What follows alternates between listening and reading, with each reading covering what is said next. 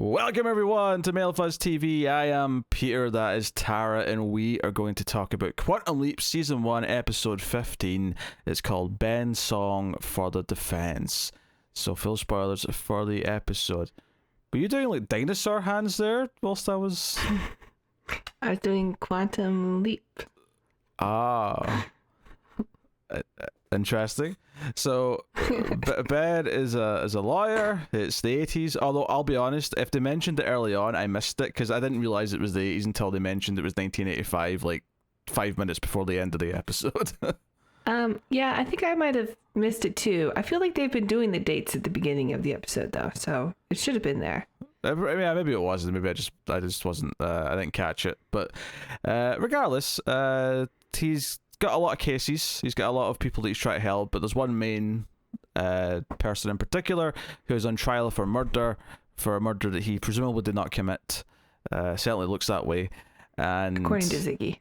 Yeah, we've got a sort of corrupt ADA who's kind of gunning for them, and shenanigans happen. The big thing of this episode though is less the plot and more the fact that Addison says, you know what? Last episode went great because I actually had or military experience at the very least, so I was able to tell Ben some valid advice. So let's send in Jen instead, which raised a couple of questions for me. Up until this point, were we not assuming that you had to be like, trained and linked to the chamber or whatever to use it? That's how it worked with the old show. Yes. This show, Ian was on the Leap for the basketball episode. Yeah, and I brought that up. They were just in the whatever those are called, the seats. The stands is the word you're looking for. Yes, thank you. I brought that up at the time though, and you said that because Addison was there and Ian was touching her or something like that, that's why they were able to tag along. Well, that's how it worked in the old show. But then they wouldn't have been able to communicate with Ben. Yes. So Ben could see them. Well, shit all that out the window, because none of it matters. because It's not a rule in this one. Jen just pops in, and it glitches when both of them are there. It's really only built for one traveler at a time. So Jen sticks around and helps. So that was the first point to make, is that I guess that's the rule here, is that any one of them can go in. So we're probably going to get an episode where all of them take turns going in and talking to Ben.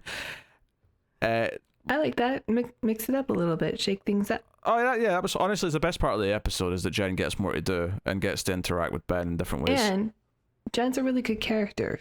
Like, she's fun to watch. I like her character. I like her attitude. I like that she is different from Addison, where she's just like, let's just tell them how to bet on stuff. Like, and, just maybe a little bit. It's not really against the rules, but like they haven't done it before, because maybe it should be a rule. I don't know. I believe the line you're looking for is the almanac rule from Back to the Future. Yeah. Yes. Which is something that the villain did, right? So. Yes, it was something the villain did. That is a very good point. Although Marty was tempted, we can't ignore that. But the other thing I wanted to bring up on this is that I will say the idea that Jen is the correct person for this felt a little bit like pulled out their ass. Like, Jen's got a legal degree all of a sudden? What? No? Did that just feel a little bit out of nowhere for you? I don't know. Well, did the season have to get like picked up or something, and more episodes were added? So maybe they're like, what else can we do with Jen's character? Well, if she's been to prison, maybe she studied law when she was there. Well, I think the reason why it came off so weird to me is because that wasn't the first point they made. Like, Addison said, Jen should do this, and the first 30 seconds of them discussing this plan to send her instead was based entirely around the fact that because she was put in prison, she spent time in court, which is an awful idea. And Jen even says that, and then eventually says, and you've got a law degree. And I'm like, start with that. That's way more relevant than just you spent time in court while you were on trial. I mean, I went to court once. Yeah, that doesn't make you an expert. No. Would you feel comfortable giving legal advice just because you were in a courtroom once? No. Well then, my case and point done. If they just started with, hey, it was just for a ticket. if they just started with, oh, let's send in Jen, and Jen's like, why? Because you've got a law degree, you can actually give proper advice because you have knowledge related to this, and that would have been fine. Has anyone here done jury duty? But the way they added it on to like just you've been in a courtroom for another reason was just, I don't know, that was baffling to me. But I will say I probably enjoyed this episode a bit more than the last few, just purely because Jen being in there instead of Addison just shook things up a little bit. She can't give the same romantic talks that Addison gives. It's not as mushy, which, my biggest complaint with Jen's involvement in this episode is at the very end she sort of like cries a little bit when they see the happy ending happened. Because she was in prison, she was wrongly convicted or whatever, or her dad was wrongly convicted, whatever part she's relating to, I'm not even sure, to be honest, at this point. But I was like, okay, she has to start crying because it's a network TV show, and everyone's like, oh. But I did appreciate family hug. I did appreciate seeing them look up the result, because obviously Ben jumps before we actually get to see the result of the trial. It kind of happens first. So I appreciated that we cut to them afterwards, and it's like, well, since Jen was the one we were kind of following to a point in this episode, she gets to be the one who looks up the result of the trial, and they get their culmination that way before we go to Ben to get a tease of what the next episode is. So I did appreciate that little detail. I like this episode a lot. I thought this one was definitely one of the better ones that we've had all season. I think this one, it had introduced a new gimmick thing, which is fun because now we know going forward that other people can use that image projector, whatever it is, where they're able to be a hologram. They can go into the chamber. That's how they keep saying it. She goes into the chamber. Yeah. So now we know that that's a rule, and great. Stick with it, and it's almost weird get some more variety. I think that's kind of fun. It's kind of weird that none of them suggested it at any point. Well, maybe Addison was the best out of the group for it. It's anyway. almost like Addison was hogging it, and it's not until she said it's almost like she was treating it like, no, this is like you don't get to speak to my boyfriend until I say you can go and speak to my boyfriend. Yeah, maybe. But there are a few things I liked in this. I like that that at one point Jen tells Ben, like, hey, you can leap right now. Like, if they take this offer, Ziggy says you'll leap. And Ben says, well, no, I don't feel like I'm done here yet. Like, we can still do more. We can still do better. I'm like, oh, Ben, he's so good. He's doing the right thing, even though it means, like, risking more, but, and for himself as well. Yeah. I kind of liked how some of the other, or at least one of the other, like, clients that he has, the baker, like, he ends up being helpful and, like, helping him out. Yes, I like that too. I thought that was a fun little bit. I did, and this is not really the fault of the show, and I was a little confused here, and because I didn't know what year it was set in yet, so when he started talking about his uncle dying to AIDS, I was like, wait, what? I was a bit confused. It's the 80s. Yeah, that was my first, like, 80s. Okay, yeah. Also, I can't hear the word AIDS now without hearing Rich Evans' voice in my head, so you've ruined the word for me. But given that we always hear that Ben's this, noble guy, and it's brought up again in this episode that he's going to give a Ben speech, and he gives a Ben speech to the younger brother about being hopeful and not giving up and all the rest of it, and Jen almost gets a tear in her eye because she's like, oh, I forgot how inspirational Ben can be. But I do, one of the things I like about the character, if you're going to go that noble route, and he is kind of the best of us, and he is going to inspire people, is that, yeah, there probably should be more episodes with examples like this where someone else he helps in a small way in the leap ends up helping him solve the bigger leap. That makes a lot of sense to me, and I think it's something that maybe they could. Because he's just always doing good. Yeah, they could do more with that, I think. Yeah,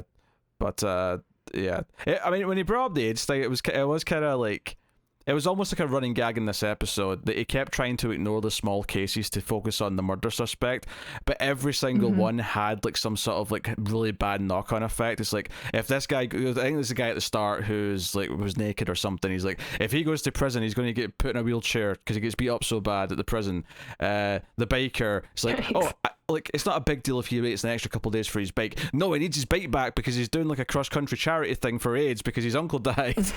And I'm just like, are any of these low stakes? Do any of these not like, it was, I almost laughed at it just purely because at this point it was funny to me that every single one that seemed like it wasn't a big deal to wait a little bit of time, it was like, no, there's some reason why it's really tragic if it doesn't help right now. It was pretty funny. So, yes, I got a kick out of that. But it didn't make me roll my eyes. Like, I actually genuinely enjoyed watching it. I never said it. And like hearing about it. I never said it made me roll my eyes. Well, I don't know. I wasn't sure what angle you were going with that. No, that detail I like. There was things that made me roll my eyes, but that wasn't one of them. Okay. Yeah, the emotional stuff, like sometimes it works on me. This one, I thought it was okay. The emotional parts with Jen. Everyone has to hug. Everyone has to have a sappy cry. If you do it every episode, it's meaningless. I have no problem with the emotions. I like when shows can be emotional and it's earned. But when you just do it at the drop of it's like well, I thought it was kind of sweet with Jen. We haven't really had very much with her other than like the moment with her and Magic in the elevator, maybe, which didn't really land with me. But well, I think that's why this is nice for Jen to get this time to actually just do stuff, because she's always tied to the horrible B plots that are just kind of spinning their wheels, and that's kind of it. Speaking of, isn't there a Janice somewhere in the building still, or? I mean, I don't know. Did they let her go? I have no idea. They've not mentioned her. Did she leap? Did she leap and rewrite history to where they never caught her? She leapt out the window. That's one way to leap, yeah. If I worked at this project, every time I came in the building, I'd leap over the door. I just, as I'm going through the door, I'd just leap. I leapt. No? Okay. Leapt all the way to work today. Yeah, they do crack some jokes about calling the guy Leaper X, which I feel like they're intentionally doing this as writers because they know it's easier for us to remember Leaper X, so they're sort of playing into it a little bit. But that's fine. That's fine. Well, okay. What would you think about the actual, like, the main part of the leap itself? Then the actual case. Yeah, I thought it was exciting. I mean, it was a courtroom drama. It was easy to know who to root for and who to root against. I thought it was actually kind of nice to see Ben like in a relationship with someone who appears to have like intimacy with him, not like, like on screen or anything, but like it seems like they do have an intimate history, and it shows through the acting and through the character choices. We don't get a lot of Ben like kissing the ladies, and we got one in this episode. He did indeed kiss a lady. Although conveniently they have a fight because of the plot, so he doesn't have to worry about going to bed that night. He doesn't have to spend the night with her. It is their anniversary. Yeah. But luckily, because she's working for the DA and there's a lot of conflict of interest, and he's not accusing her per se, but raising the fact that he thinks something's fishy going on with a missing page of evidence, that she gets mad and leaves, and he's neatly circumvented any private time. He's going to have to do it eventually, though. There's no way he's going to keep leaping for multiple seasons and not eventually have to do the deed, as it were. Whoever is doing it won't do that to him. Not with Addison watching. Well, I was watching the episode on the sidelines. Joe was so funny about the kiss though at the start when the other lawyer lady came up and kissed her or kissed him. Mm-hmm. I mean, it's hard because it's a woman that he's leapt into, but you know what I mean. Yes, and I do love that he's in skirts this episode. He was. He was indeed. And he even dressed that way the second day when he could have changed into something more comfortable. So he was committed to the part, which is fair enough. The third day he was wearing pants, but he did commit to two skirts.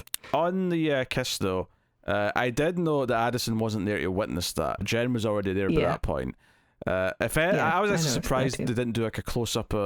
Jen does say something, she reacts to it, but it's very neutral. It's not like I was kind of expecting a little like oh, wait till Addison hears about this or something. Even though she's definitely still watching, because we see Addison watching on the computer screen at one point in the episode. So she's clearly still watching like a hawk the entire time. But well, next episode she can tell him, like, by the way, I saw that. Both times. I hope they do. I was still there. I hope they bring it up. I hope she. I mean, not in a serious way, but I hope she cracks a joke. I hope she references it. It would be nice. When she's leaving and Jen sticks around, Ben tells her that he loves her, and there's a long pause and like a reaction from Addison, like, oh, is this the first time that he said that to her since like maybe the engagement party in the pilot? No, I think he said he remembered that he loved her. Maybe it's the first time he's actually said this specific phrase, "I love you." But he's definitely talked about how he remembers loving her. He knows he loves her. He's definitely said that. Okay. But it may be the first. Okay, it was still a good moment. I love that there was like some sort of reaction to that, to like, oh yeah, I'm in love with you. So let's act like it sometimes. Yeah. You know, he remembers magic kind of by the end of the episode, because the story that Jen butchers the story. Yeah, so that triggers a memory of magic, but he still can't remember Jen. Which admittedly I did like the opening of that, which is that he comes out of the cubicle in the bathroom to wash his hands, and Jen's just standing there. And he doesn't realize that it's a hologram. He thinks it's just a person in the time period. So he actually freaks out. And he's in the ladies' room, so. Yeah. So he freaks out when she calls him Ben, and then he's like, "Are you another Libra?" There's definitely some good details in this one, and I think the actual murder case is just kind of surface level. There's not a lot of meat to it. It's not just that. It's just, Ben's able to solve the case by finding evidence that he only knows because he knows the future through his team. And there's a little bit of like, well, how do you explain how you found it? How did you explain where you knew where to look right away? Isn't that going to look suspicious? Oh, I found the murder weapon. Well, maybe your client told you where to find the murder weapon. These are excellent points. I assume they also dust the gun for prints, and only the gang member is held it. Yeah, I guess. I don't know. Yeah, I guess because they were saying the DNA evidence isn't really a thing yet, but I guess fingerprints would work. Yeah, fingerprints are the oldest forensics there is, I think, right? Yeah, I think so. Been using them for a long, long time. Yeah. I think the actual case, because it tends to go in circles of like talking to the defendant who's just scared and wants to take the deal even though he's innocent, because like it's either that or like 30 years, and then talking to the little brother of the defendant, and he's like already starting to sell drugs on street corners because like his family's ruined now because his brother's going to prison, and this is the only way he can make money. So the actual scenes with those two characters I thought were quite tedious, because they were just kind of badly written like guest stars, right? And it's not really a complaint against those actors necessarily. It's just this could have been like, I don't know, pick two great actors. Like it could have been like Dustin Hoffman and Robert De Niro. Why they're playing these two roles, I don't know, but let's just say it was them. Like it could be those two. It's still like, the material's just not there to make it anything other than the bit parts that they are. Yeah.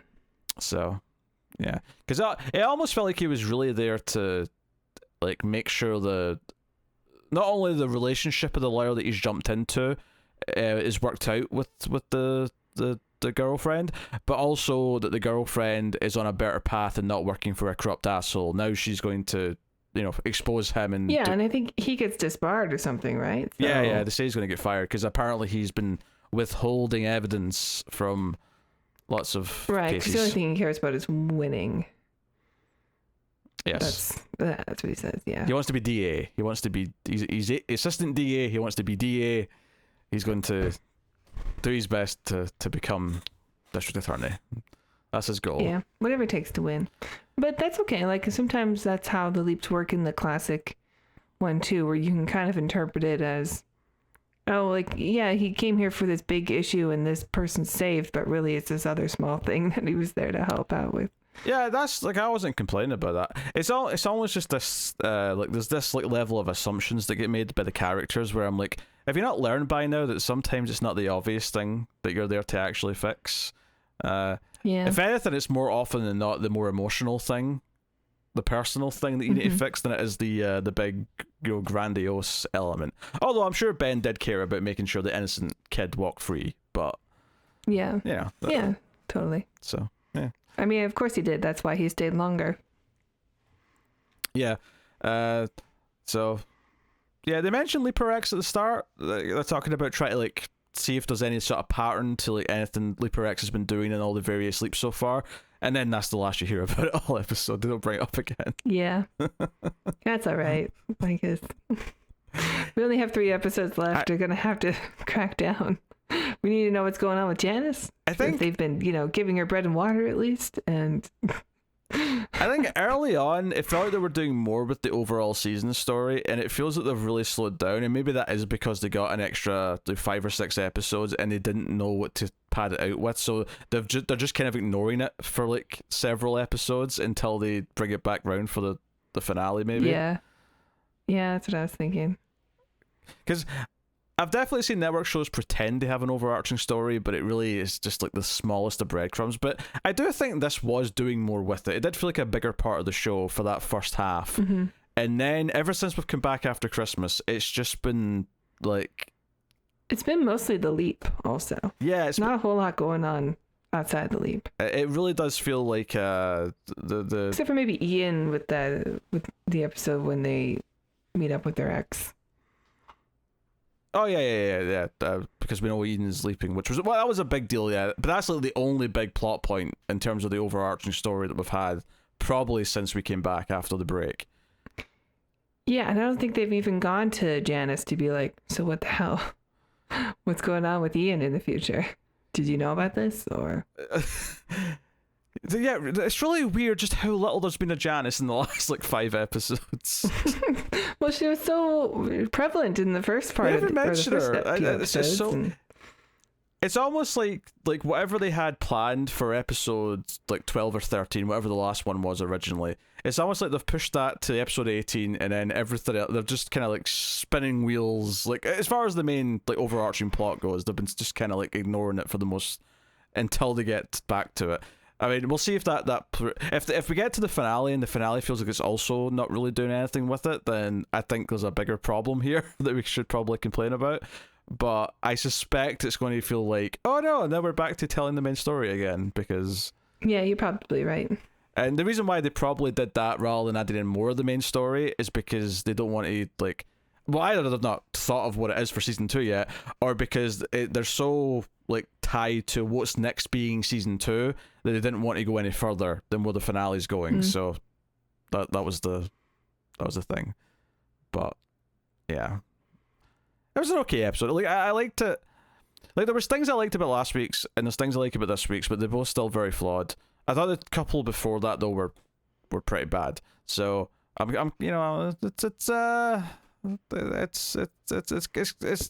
fighting. It's fighting its way up, but it's struggling through some bollocks network stuff. Yeah, I mean, I've been pretty positive on this episode, and I think it was a good one. I didn't hate the last one either, which was the SOS, and the one before, the family style one, I had more problems with overall.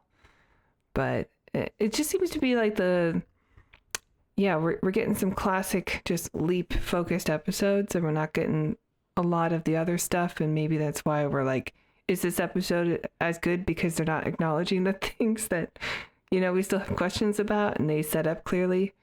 But I don't know. Maybe you're right. Maybe it's just because they've just added on episodes, so they have to be leap focused.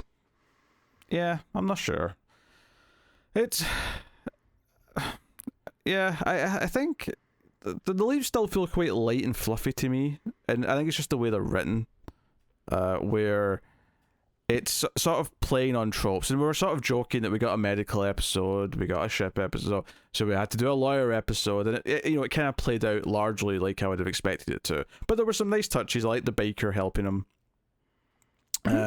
I like Jen being there, so there was things in this one I did like, but nothing that necessarily addresses the problems that I have in general, though. But they were just kind of like lesser in this because there was other things to enjoy instead.